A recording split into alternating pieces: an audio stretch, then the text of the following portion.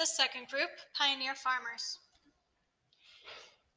Fur trappers and hunters led the way for the second group of settlers, who were the pioneer farmers.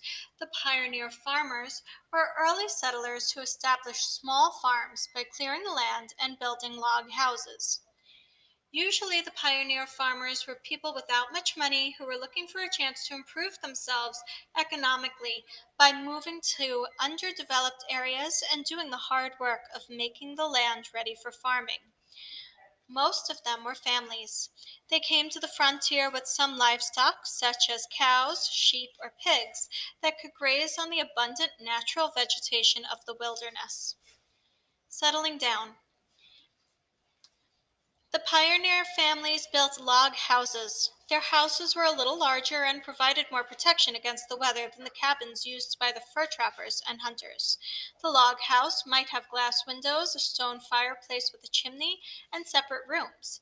The pioneer farmers often dug a well for constant water supply rather than dip water from the nearby spring, as the fur trappers did.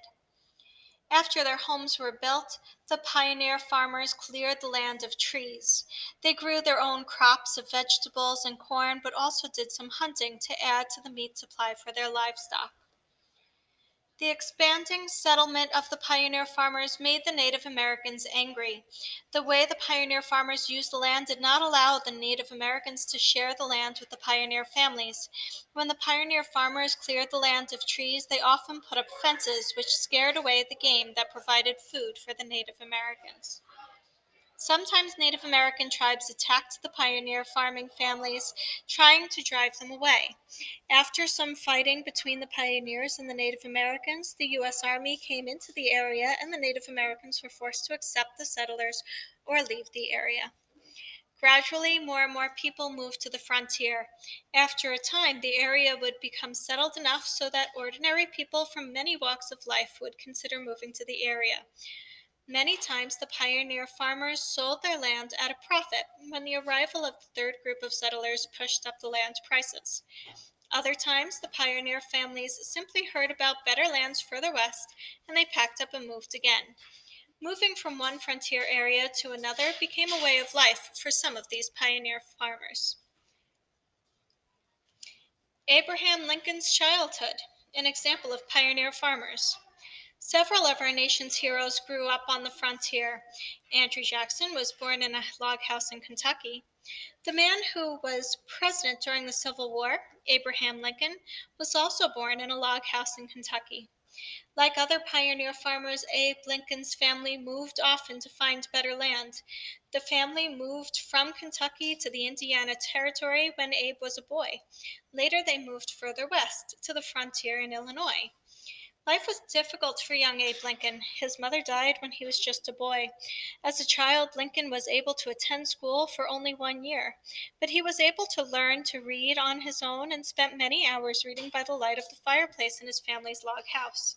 Abraham Lincoln was also tall for his age and quite strong. As a young man, he often worked as a log splitter.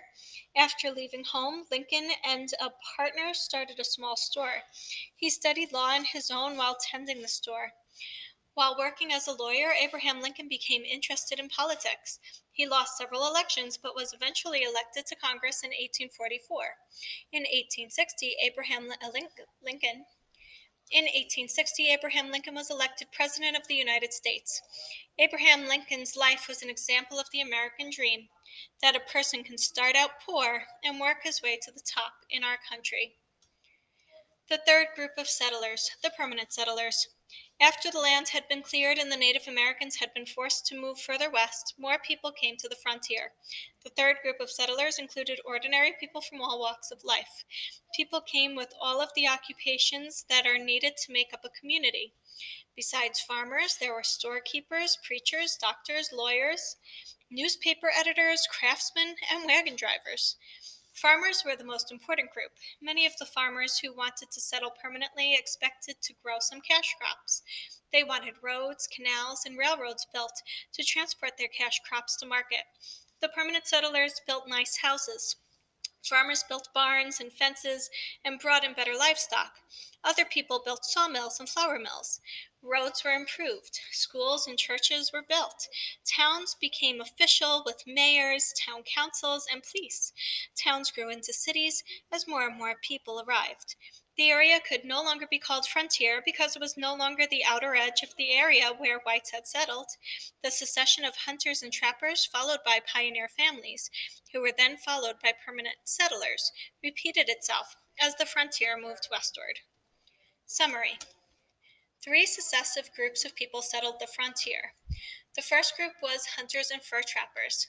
The second group was pioneer farmers who cleared the land, sold the land, generally at a profit, and moved on. The third group was ordinary people from all walks of life. How local self-government developed. The Northwest Ordinance. In the 1700s, travel was difficult. The people living on the frontier often had only slow methods of travel back to areas of the country that were more developed. The frontier areas were too far away for the federal government to be able to govern these areas directly. The federal government knew that frontier areas needed local governments. Local governments were governments that were near the people and operated by those people. By establishing local governments in the western regions, the federal government was able to provide settlers with a government that better served the settlers' needs. In 1785, the federal government passed a law known as the Northwest Ordinance. The Northwest Ordinance was a law that described how to set up local government in the Northwest Territory. The Northwest Ordinance allowed the Northwest Territory to be divided into 5 territories that would become states. Eventually, the Northwest Territory became the states of Ohio, Indiana, Illinois, Michigan, and Wisconsin. The Northwest Ordinance also set up a process to ensure that the people would have a say in the federal government. The process had 3 stages and worked well because it matched the 3 successive groups of settlers. The process set up in the Northwest Ordinance is important because the same process was used for almost all the states that became part of the United States. Here are the stages of government. Stage 1, an appointed governor. The first stage occurred when the population was less than 5,000 free adult males. That was before there were very many people there, just hunters and a few pioneer families. Since there was no one to run a local government, Congress appointed a governor to oversee the territory and judges to hold court. The governor made laws for the territory. However, Congress could veto laws made by the territorial governor. Stage 2, a locally elected legislator. Once the population reached 5,000 free adult males, local self-government began. The people elected a legislator. The elected legislator now made the laws for the territory instead of the governor. The territory also elected and sent one non-voting representative to Congress. Stage 3, a state. When its population reached 60,000, the territory could become a state, equal to all the other states, and write its own state constitution. As more people moved west, the same 3-stage process was used to allow other territories to become states. Other parts of the Northwest Ordinance. At the time the Northwest Ordinance was passed, white settlers were moving rapidly into Kentucky on the southern edge of the Northwest Territory and bringing slaves with them. Citizens of the northern states, many of whom were trying to end slavery within their own borders, were afraid the slaveholders would occupy the best land in the Northwest Territory. Therefore, the northern states influenced Congress to add a part of the Northwest Ordinance that outlawed slavery in the Northwest Territory. The Northwest Ordinance also contained a Bill of Rights that gave settlers the right to due process, trial by jury, and religious freedom. Summary: the United States government set up a regular process for new lands to become states. First, Congress created a territory and appointed a governor who made the laws. Second, when the population reached 5,000, the people of the territory elected a legislator. Third, the territory could become a state when the population reached 60,000.